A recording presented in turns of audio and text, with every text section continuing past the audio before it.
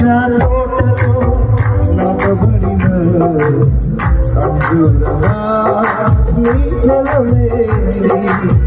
ద్రాక్ష తోటలో నాటబడిన అంజూరమా నీ ఫలమేంటి గడచిన ఏళ్ళన్నీ కాచిన గాని మూడేళ్ళగా నిన్ను వెదకిన గాని కాకులదే వెదకిన ఫలమే